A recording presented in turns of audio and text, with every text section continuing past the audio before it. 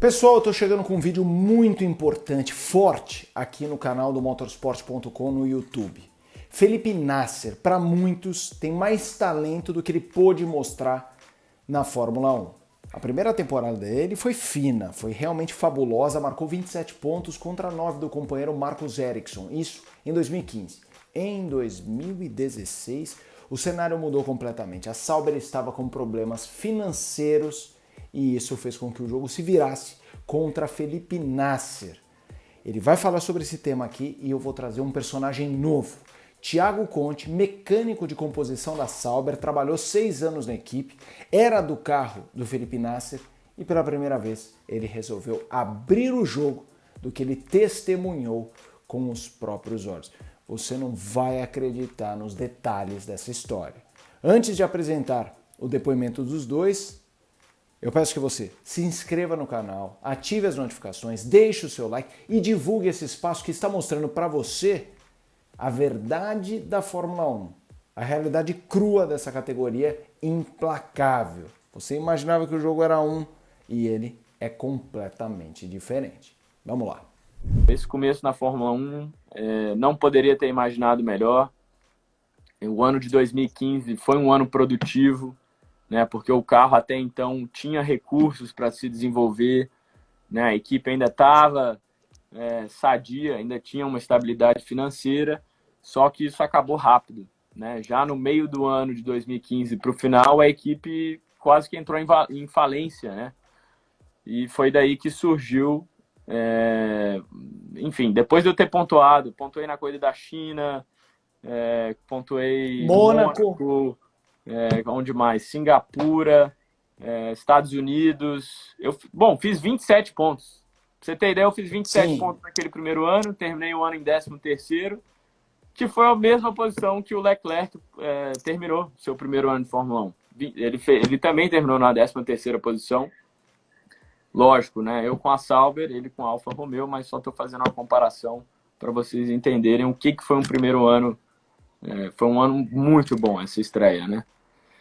E voltando ao assunto, a Sauber que, cara, do final do meio do ano para o final de 2015, ela praticamente não tinha mais investimentos para se manter na Fórmula 1. Foi daí que surgiu, eles estavam procurando parceiros, ou, né, alguém que comprasse, algum investidor que entrasse na equipe. Foi quando esse grupo sueco, que é o grupo que cuida da carreira do meu ex-companheiro de equipe, o Marcus Ericsson, eles entraram como investidores da equipe Sauber e aí o negócio mudou, né? E eles que estavam tomando conta da equipe, toda a parte de desenvolvimento, contratação de pessoas, enfim, eles tomaram conta, tomaram frente da equipe e foi daí que veio o lado difícil dessa Fórmula 1, né? Eu acho que ficou claro, né, com quem que eles queriam que andassem bem nessa equipe, né? Que foi o que aconteceu no ano de 2016. Eu lembro que muita gente boa saiu da equipe, até, né, pela falta, né, dessa incerteza, muita gente fez essa mudança antes de 2016 e a equipe ficou defasada, cara. Era realmente... A gente estava sobrevivendo ali para andar de Fórmula 1, né? A equipe não tinha condições nenhuma. Eram os piores carros do grid, né, naquele ano de 2016. E eu lembro que eu só fui ter o carro atualizado de 2016, o primeiro chassi de 2016, na 4ª ou 5ª corrida de Fórmula 1 daquele ano, né? E o Ericsson já estava correndo com um carro novo, com um pacote da Ferrari novo, etc, etc. E assim foi durante o ano. Não tinha freio suficiente para os dois carros, não tinha aquecedor de pneu suficiente para os dois carros. Uma bagunça. Só que, cara, eu, como piloto, aquilo foi um desafio, né, de outro mundo, né? Psicologicamente, eu sabia que, cara, a primeira oportunidade que eu tivesse, eu teria que agarrar ela, porque talvez aconteceria só uma vez no ano. Eu fiquei com uma dúvida na sua resposta. Quando você falou que a coisa começou a cair, até a história da falência, que o grupo sueco veio, você está falando do primeiro ano, inclusive, né? Isso já é na transição do final do primeiro ano o ano de Tá. 2016. Foi quando eles assumiram de vez, já aconteceu no final de 2015. Mas deixa eu te fazer uma pergunta que não sei se minha memória tá boa. Você fez 27 pontos, foi 13º, foi um ano fantástico. O seu Erickson Sim. fez 9 pontos, ou seja, um terço da sua pontuação. Mas, se não me engano, daquele ano para o ano seguinte, o mercado de pilotos estava meio travado. Se não me engano, era um ano que todo mundo já tinha meio que um contrato amarrado. Sim. Não deu para você dar um salto para outro lugar naquele ano, né? Não dava porque o contrato que eu fechei com a Sauber era de 2 anos, né? E como você falou, o mercado também estava travado, né? Tinham muitos pilotos que só terminariam o contrato no final de 2016, então teve oferta, teve procura, né? Isso eu não posso não estou mentindo para você, mas não tinha o que a gente fazer, né? Era no momento, tinha que aceitar a situação e encarar o ano de 2016. Procura de quem? Na época da própria Williams, da Renault e da Force India. Tá certo. Tem um monte de gente falando aqui porque agora com essas mudanças, Ricardo para um lado, Sainz para o outro, tá todo mundo falando, pô, essa vaguinha da Renault podia ser sua. Mas antes da gente fechar, o ano difícil. Porque o ano difícil, eu sei bem como é Fórmula 1, é aquela coisa. Quem não tá, basta ver que a série do Netflix, que nem mostra tudo, mas já mostra um pouco mais do que a gente está acostumado. A gente sabe que tem um jogo ali. Pô, você tem jogo marcado da época do Magnussen na Fórmula 3 inglesa, imagine na Fórmula 1. E sempre acontece de um piloto, pode ser você, pode ser o de Graça, pode ser Nelsinho, pode ser Rubinho na época da Ferrari, ele fala, porque o meu freio não era igual, aí parece que é uma desculpa. Mas o que eu quero perguntar para você é, na prática lá dentro, com esse grupo sueco, como você disse, o seu chassi demorou, é o freio que demora, não sei o que demora. Pô, como que é isso no race by race, não só para você, mas para o seu engenheiro, para o seu mecânico? Sim. Porque assim, é um grupo de pessoas que trabalha junto e que vai percebendo, cacete, não dá fazendo nada nisso aqui. Como que foi? É o que eu falei, cara, até para mim pessoalmente, pro lado da minha equipe, né? Porque o negócio ficou tão dividido que o lado do meu carro queria de qualquer maneira ir atrás de algum resultado e fugir desse lado político, né? Que estava rolando ali dentro da Sauber. E foi o que a gente fez. A gente focou no nosso e, cara, vamos trabalhar, né? Vamos dedicar o máximo possível. Alguma condição aqui adversa pode acontecer e a gente tem que capitalizar nisso. Né? Eu lembro que eu acho que no GP da Hungria de 2016, eu liderei o Q1 na chuva. Né? Então eu falei, cara, na chuva o carro, né? Não só o carro, mas eu gosto dessas condições. Né?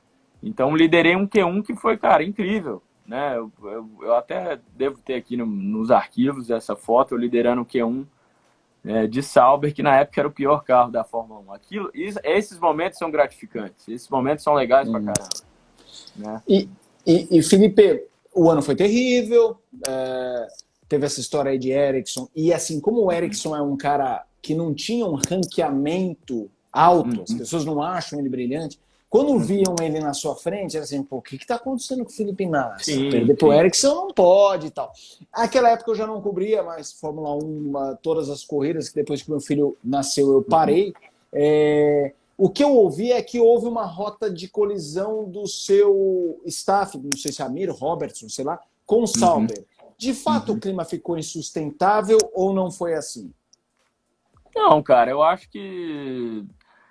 Felipe, Fórmula 1, cara, tem tanta gente... Hoje é o tal do fake news, né? Tem tanta gente falando o que quer e vira verdade, mas quem realmente estava ali dentro, né? Eu estive presente, as pessoas que trabalharam comigo, os próprios funcionários da Sauber, cara, aquilo ficou muito explícito, né? A maneira que um carro tinha, o outro não tinha. Não tinha condições, não tinha jogo de freio para os dois carros, era só para um, entendeu? E, cara, aquilo foi desgastando todo mundo, né? Não estou falando que foi um lado, que foi o outro e tal, mas existe cobranças, né? Você tem responsabilidade de todos os lados, patrocinadores, Então existia uma cobrança grande de todas as pontas, né? E, cara, eu falei, eu não vou me importar com isso. Na hora que tiver minha oportunidade, eu vou lá e mostro o que eu sei fazer na pista. Esse primeiro ano foi difícil, essa experiência do Nasser, assim, que tá aí atrás nas suas costas, tem até o Banco do Brasil ali. Tá.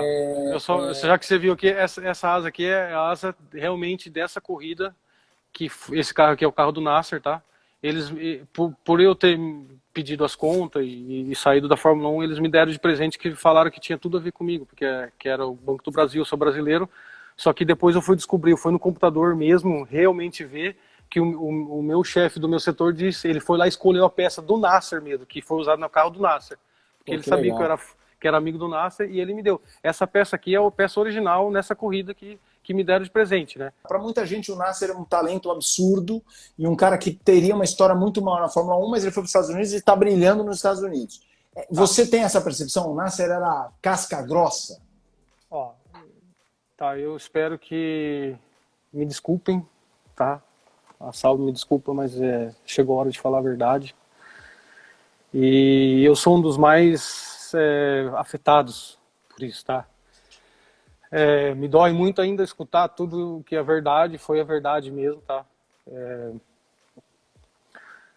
O Ericsson, simplesmente, ele estava na Sauber porque compraram a Sauber para ele. Basta. O dono da Tetra Pak simplesmente comprou a Sauber para ele. Então, o que aconteceu? Naquele tempo, o Nasser era o piloto que, se ele tivesse o pneu pior, pneu desgasto, com assoalho mais pesado, ele dava 0,1 meio segundo, ele dava brincando em cima do Ericsson, tá? Só que eles chegaram num ano que a Sauber estava falindo e eles precisavam de um comprador. O dono da Tetra Pak falou o seguinte: eu só compro a Sauber se o Marcos ficar na frente do Nasser. Como a gente vai fazer isso? Se virem. Tá bom. Peças de 3.000 quilômetros, eles refizeram a peça. A peça vinha 0 quilômetros pro carro do Ericsson, e a peça de 3.000 quilômetros era montada no carro do Nasser. Isso é realidade, tá? Mas isso, quem vem do automobilismo pode me confirmar que isso existe em todas as categorias, não é só na Fórmula 1. Mas para aquilo me doeu, porque eu era brasileiro e eu sabia que o cara era foda, tá? O Nasser, para mim, não foi só um amigo, tá? Ele foi, para mim, de pilotagem, foi o piloto, para mim, mais completo que eu já vi na minha vida. Mesmo você botando... Você pode falar para mim, mas por quê? Porque eu vivi o que ele correu. Eu sabia o lixo que ele tinha na mão, tá? Então, o que acontecia? Chegava na sexta-feira, ele mais rápido que o Ericsson. E aí?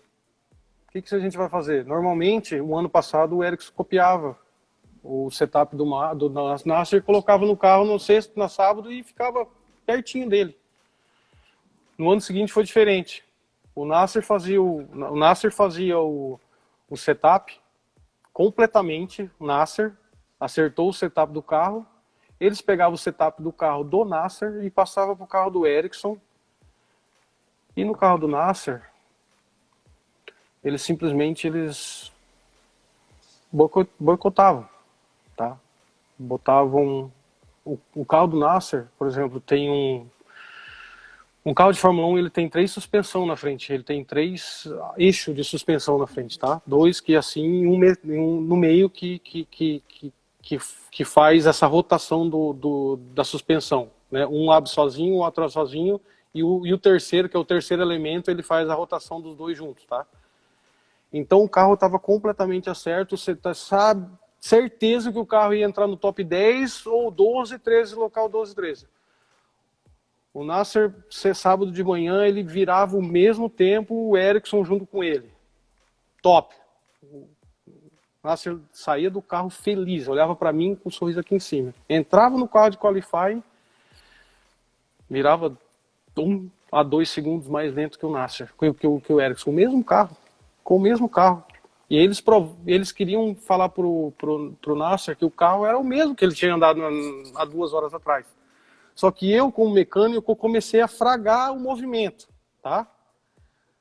Entre o Qualify, o treino da sexta e o Qualifying, que são de 1h30, eles arrancavam esse terceiro elemento e botavam outro terceiro elemento dentro do carro dele.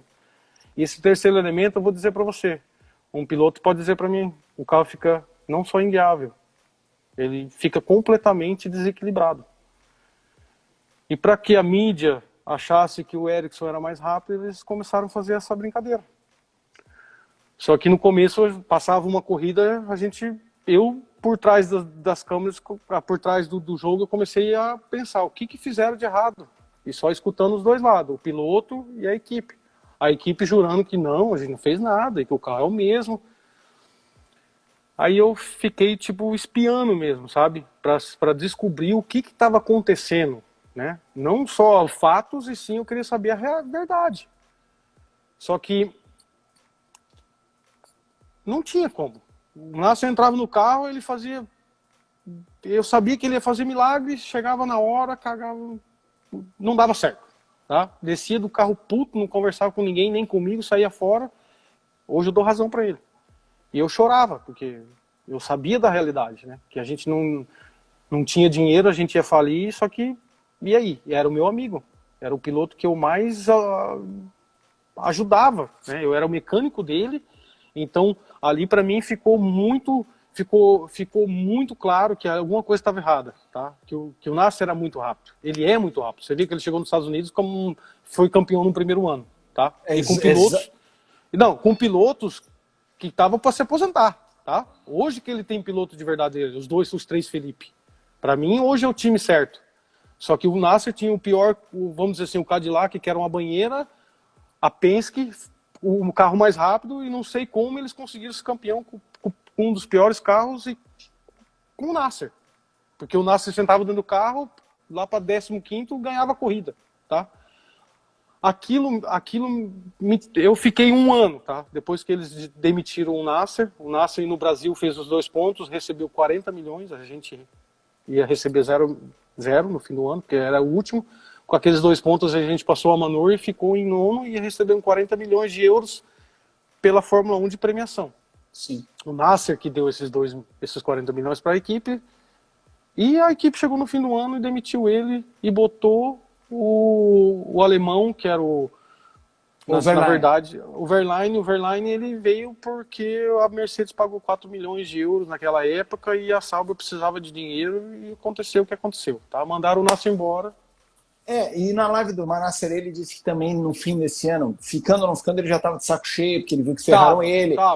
Ele na live dele, ele falou que queriam fazer o Ericsson, o nome do Ericsson em cima do Nasser. Aí eu quero te fazer uma pergunta. Você citou essa coisa da suspensão do carro e tal. Como uma equipe consegue... Porque assim, eu entrevistei já vários pilotos que falam que se a equipe num teste quiser ferrar o piloto, dá para ferrar até a distância, não precisa mexer assim, tem um monte de componente do carro que você consegue... Mas você que é mecânico e está lá, como conseguem fazer isso de um jeito que quase ninguém percebe? Tá. O primeiro ponto foi esse. O segundo ponto foi o seguinte, tá? A gente tinha os dois mecânicos que eu falo que é os tracks, que fazem a pressão do pneu, tá? Os dois tinham 20 anos de Sauber. Só que nessa época, mesmo eles burlando, o Nasser era rápido, tá? O Nasser ainda conseguia bater ele. O que fizeram? Demitiram por justa causa, conseguiram fazer isso. O cara estava lá trabalhando, fizeram que ele errasse por justa causa para ter um motivo para mandar ele embora. Mandaram ele embora. O que fizeram? Naquela hierarquia que eu tinha dito para você, não pegaram ninguém da firma, tá? Foram lá e buscaram um menino que hoje ele já, depois de muito tempo, hoje ele é o eletricista do Kimi, tá? Ele era formado em eletricista naquele tempo. Buscaram esse menino lá na Ásia, ele estava de férias na Ásia, 6 meses na Ásia, ligaram para ele, é você mesmo que eu preciso de você, vem para cá. Buscaram o menino lá da Ásia, botaram o menino no box e não ensinaram ele. Se vira. faz a pressão do jeito que a gente explicou, e explicaram errado para ele. Então, para mim foi bem claro que foi sabotagem. Botaram um menino inexperiente para fazer a pressão do pneu do Nasser. Tá? E outra coisa que eu ia dizer para vocês, internautas, a pressão do pneu hoje na Fórmula 1 sempre foi, hoje é muito mais. Tá? Se você errar na pressão do pneu, você esquece. Pode esquecer. A temperatura e a pressão do pneu, o carro fica inguiável também. E a pressão de pneu quem fazia era esse cara? Isso. Esse menino, tá? Esse menino que entrou novo, botaram ele no carro do Nasser para derrubar ele. E aí aconteceu isso mesmo. As corridas que a partir de Singapura, o Nasser não teve um pneu que foi mais certo. Eu tenho duas perguntas sobre esse tema a mais, é um depoimento muito importante, forte, porque assim, que falaram sobre isso, o próprio Nasser fala sobre isso, mas um cara que mexia no carro dele, falar, isso dá um peso ainda mais, porque primeiro que é aquela coisa, o Nasser fica sendo a palavra dele, tem gente que pode falar, tá inventando desculpa, você sabe como é, tem gente que fala essas coisas, e a gente sabe que não é. Não, então, o Nasser era taxado como louco. Dentro da equipe, o povo, esse moleque ele falava, o chefe de todo mundo falava, esse moleque é um moleque, como que eles falavam na época, assim, ele é filhinho de papai, o que ele tá falando? Marca aqui no tempo, me mostra o tempo, depois a gente conversa. Era esse tipo de tom que a equipe vinha atrás. Porque para sabotar um carro não precisa ter todo mundo mexendo no carro. Você consegue com 2, 3. É isso? Então, assim, o que eu quero dizer é o seguinte: quem chamava o Nasser de louco realmente podia achar louco porque não via isso. Assim, não é uma coisa que fica muito clara. 2, 3 mexem ali e dá esse resultado final. Exato. Destrói com a carreira do piloto. Não só estraga a corrida, mas destrói com a carreira do piloto. E Thiago, uma coisa, como você disse, é o time de A e o time de B. Tem o André Logono perguntando em Amonisha, quando eu entrevistei o Nasser falou, não quero nem falar dessa maluca, pra você ter uma ideia. Mas enfim, perguntando pro Thiago, que eu quero focar mais no carro, até do que na direção e tal, os mecânicos do carro do Nasser, é aquilo que você falou, é o time do Nasser. Quando você tomou conhecimento e falava para os outros mecânicos do carro do Nasser, eles acreditavam ou eles também achavam que você estava maluco? Eu não podia falar. Ah, tá. Não podia. Era uma coisa minha e do Felipe e do professor, que é o tio dele. A gente não podia falar. A gente sabia, se a gente abrisse a boca, a gente ia sair dali. Eu ia sair dali com a mala na mão e eles iam sair com a mídia feita em cima deles. Impactante, não? Os dois relatos, eu diria, que são muito impactantes. Do Thiago Conte e do Felipe Nasser. E quem não se lembra, em 2016, do grande desempenho do Felipe Nasser no Brasil. Foi uma prova em que o Nasser conseguiu 2 pontos, os únicos 2 pontos da Sauber no ano. Uma prova na chuva, vitória do Lewis Hamilton, um show do Verstappen. A gente vai mostrar para vocês o que os dois disseram como esse lavagem de alma com esse resultado do Nasser. E aí, no caso, o relato do Nasser pós-corrida também é impactante. Eu tenho certeza que vocês vão gostar. Vamos ouvir. Felipe, eu acho que foi uma das provas mais difíceis que eu já fiz até hoje. Pelas condições, cara. Tava extremamente difícil. Você não enxergava um palmo na sua frente. Os 2 carros classificaram em último, né? A gente, ali o carro completamente defasado. A gente não tinha performance nenhuma no carro. E aconteceu o que eu queria, né? Choveu no domingo, no dia da prova. Aí eu falei, cara, agora eu me garanto, né? Então, eu estava muito concentrado aquele dia. Eu tinha canalizado aí todas as minhas energias. Eu sabia que uma oportunidade que eu tivesse, eu não ia deixar passar, né? E eu vim trabalhando isso o ano inteiro. Apesar das frustrações, eu não perdi meu foco de falar, cara, pelo menos uma oportunidade eu vou ter que ter, né? E apareceu. Eu lembro que já na primeira volta, cara, aquela chuva louca, você não enxergava nada, eu passei, acho que uns 5, 6 carros já na primeira volta, né? E, cara, você não tem ideia o que é guiar um carro de Fórmula 1 debaixo de chuva a 300 km por hora. Parece que você vai Eu lembro que aquela subida do Café, né? Muita gente bateu ali, rodou. Cara, tava difícil pra caramba. Mas eu lembro que, assim, era um risco controlado, né? Eu estava muito consciente de tudo que eu estava fazendo. E eu lembro que a equipe barulhando no meu ouvido, não, tentando montar uma estratégia para a prova, e falava, você tem que parar essa volta, vamos botar um pneu intermediário. Eu falei, cara, não vou parar essa volta. O carro não tem condições de botar um pneu intermediário debaixo de chuva, né? E Interlagos é aquela coisa, uma hora tá chovendo, uma hora não tá, né? E muda, né? Então o piloto, eu falei, cara, eu vou me garantir, eu não vou pelo feeling de ninguém, eu vou pelo meu, né? E foi o que aconteceu, cara. A prova eu acho que teve 2 interrupções e é proibido você fazer qualquer ajuste no carro, trocar os jogos de pneus. Então acho que foi o único carro que eu fiz a corrida inteira com o mesmo jogo de pneu do início. E chega um momento que o pneu tá desgastado, você já não consegue atingir uma temperatura e, cara, foi ficando difícil pra caramba, muito difícil, né? E muitos carros foram parando para colocar outros jogos de pneus mais novos. Foi quando eu pulei para sexto na corrida.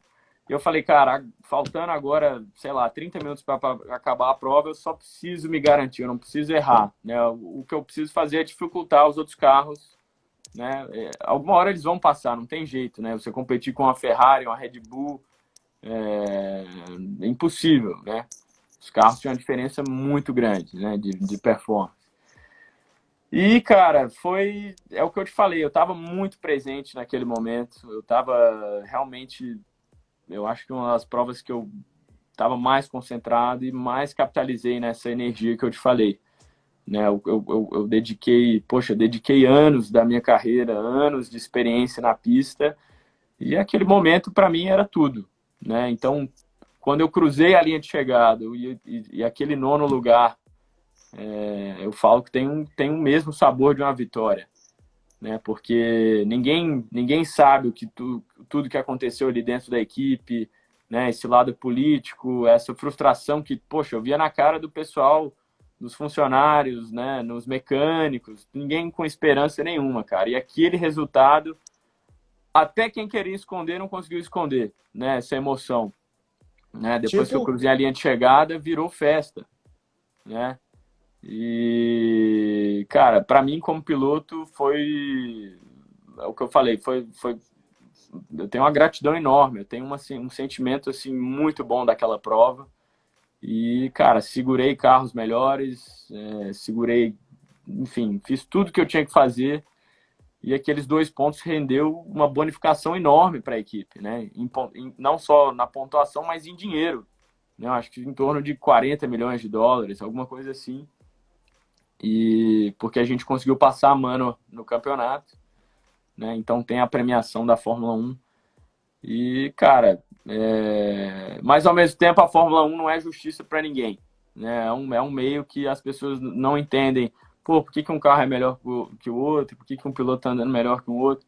Tem vários fatores por trás disso, né? E só quem convive, só quem está lá dentro entende como é que são essas coisas, né? E eu lembro muito bem, cara, foi uma comemoração, assim, fantástica. Minha família estava lá, compartilhar esse momento em casa. Eu lembro que eu recebi um carinho enorme da torcida brasileira, de fãs, de todo mundo que acompanhou aquela corrida sabe o valor que teve, sabe o quanto que foi importante aquele resultado. Todo mundo vibrou junto, eu achei isso legal. O rádio é maravilhoso. O rádio também, poxa, cara, foi uma recordação incrível, incrível mesmo, eu não tenho, né, como descrever melhor. E eu lembro que eu cheguei para conversar com a Monisha e o Mr. House na época, que era o sueco que comandava a equipe. Cara, eles foram frios pra caramba, né? E falou assim, cara, pra gente não mudou nada. Poderia ter sido você ou o Ericsson que iriam marcar esses pontos. Desse jeito. Aquele dia daquele dia eu falei, cara, isso aqui é um esporte de nojento, né? Eu tô na mão de um cara que não quer que eu vou pra frente, né? Então não é aqui que eu vou me dar bem. Né? E assim foi. Tudo que a Sauber queria fazer aquele ano é que eles valorizassem o passe do Ericsson e me rebaixassem para eu não ter oportunidade, né? E, cara, até hoje eu tenho um carinho gigante pelo pessoal da Ferrari que forneceram os motores aquele ano, o pessoal que cuidava dos câmbios.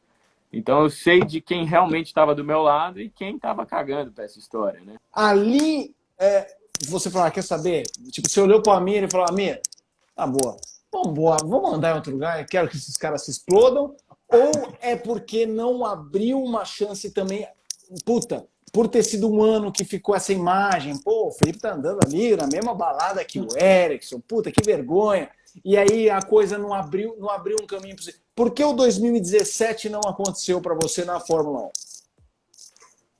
Cara, não foi pelo fator ano, né? Eu acho que quem estava ali dentro entende realmente o que vinha acontecendo, as condições da equipe, enfim. E, poxa, toda vez que eu tive uma oportunidade, eu mostrei o resultado, né? E é isso que fica na Fórmula 1. Então, com quem eu conversei, e surgiram ofertas, né? Aquele ano, mesmo com toda essa dificuldade toda, tiveram algumas equipes que me procuraram, entramos em parte de negociação, só que é o que eu falei, cara, a Fórmula 1 mudou muito, não basta você só ser talentoso, alinhado a isso, né? E eu lembro que o Brasil estava passando por um momento economicamente muito ruim no ano de 2016 e veio o impeachment, né? E eu, como estava com o patrocínio de uma estatal, aquilo acabou melando, né? E eu fiquei na mão, né, dessas negociações e com essa notícia tardia da Sauber também, da minha saída, que ali ainda existia também uma renegociação com a Sauber. Cara, é o que eu falei, a Fórmula 1 você tem pessoas de duas caras, né? E a Monish, aquele ano, foi quem mais mostrou isso, né? Ela que era, então, sócia da equipe em 2015, ela passou a ser uma funcionária dos suecos em 2016, né? E o tratamento era completamente diferente, entendeu? E eu vi que ela queria salvar a bota dela, né? E acabou dançando depois, mas enfim. Aliás, dizem que a saída dela é uma história maluca, você sabe? Você tava lá? Eu nem quero saber dessa maluca. Na verdade, cara, é o que eu falei. Quando eu deixei, eu falei, cara, quer saber? Eu não preciso fazer. Quando eu deixei a Fórmula 1, eu falei, eu não preciso fazer nada de imediato. Eu lembro. Eu senti a necessidade de analisar o mercado, né? E eu mesmo, pessoalmente, eu falei, cara, quer saber? Eu preciso de um tempo para mim, né? Esquece o Felipe profissional agora e deixa o Felipe, o cara que gosta de pescar, o cara que gosta de estar com a minha família. E eu precisava desse tempo, né? Para realmente repensar esses valores, essas vontades com quem eu me identificava, o que o Felipe quer ser, né? Então tomei esse tempo justamente para analisar tudo isso, né? Tanto é que eu não pisei num carro de corrida por 6 meses em 2017. Cara, como foi aquele nono lugar do Nasser Interlagos para você que sabia o que ele estava passando? Era no Brasil, então tinha galera lá. E assim, para Sauber e os outros mecânicos, descreve do box como foi aquele nono lugar. Olha, mudou muito, tá? Eu vou tentar focar as duas situações com aquela corrida. Seguinte, primeiro que ali a gente estava com o pior carro, mas em quilometragem, 7 anos-luz atrás de todo mundo, era o pior carro. Tá? No seco a gente perdia 3 segundos na reta. Então a nossa única chance foi no Brasil. Choveu e com o Nasser, que era o piloto que com certeza chegaria no fim da corrida. Até aconteceu que o Ericsson bateu 3 vezes, sexta, sábado e domingo, com o mesmo carro. Tá? Bateu na corrida igual todo mundo bateu lá, até o Nasser bateu igual ele. Aí o que aconteceu? Chegou na corrida, o Nasser falou para mim, Thiago, essa é minha. Pode deixar, se chover, é eu. E foi dito e feito, tá? Com o pior carro, ele segurou a Red Bull, segurou voltas e voltas no final e conseguiu chegar e fazer pontos. Senão, a gente ia sair de lá com 0 pontos, tá? Só que aquele final de semana, para mim, foi especial porque a gente estava no Brasil, minha casa, né? O meu país, a minha cultura, a atmosfera do meu país. Só que ali, como você é mecânico, você não tem 1 segundo livre. Eu não cheguei a ver o Felipe fora do carro depois. Porque quando a corrida termina, você começa a desmontar das 4 horas da tarde até 10, 11 horas da noite, os mecânicos que desmontam os dois carros completamente, desmontam o box inteirinho e guarda tudo nos containers. Esse trabalho mais pesado, quem faz é nosso. Então, terminou a corrida, a gente está lá desmontando tudo, pauleira. Desmontando parede, desmontando os aparelhos, desmontando o carro. O carro é desmontado em 2 horas, tá? Ele entrou dentro do box depois da corrida, em 2 horas depois não tem peça nenhuma em cima. Então, a gente faz por parte. Até o carro chegar, a gente vai desmontando os boxes. Chegou o carro, a gente faz o carro e depois desmonta tudo. Então, eu não tive um segundo, eu nem vi o Felipe depois da corrida, tá? O mecânico, ele não, depois da corrida, ele não tem nem como chegar perto do piloto. Então, para mim, aquilo foi muito satisfatório, mas também foi para mim muito triste não poder estar fazendo parte daquela vitória, que era pra gente como uma vitória no momento, né? Relatos impressionantes de Felipe Nasser e Thiago Conte, cada um no seu quadrado, trabalhando juntos na Sauber, um piloto, o outro mecânico. Impressionante, hein? É de cair o queixo, meus amigos. Peço que você se inscreva no canal, ative as notificações, deixe seu like, comentário, sugestão, críticas, construam com a gente esse espaço e uma parte deste processo de construção é a divulgação do canal. Vocês claramente estão vendo uma Fórmula 1 mais por dentro, uma Fórmula 1 que eu tenho certeza que você não imaginou, mesmo que fosse viajar bastante nos pensamentos, que ela funcionava dessa forma. Tá falado? É isso, até a próxima. Eu volto essa semana com um vídeo importante sobre Rubens Barrichello. Você vai gostar. Até mais.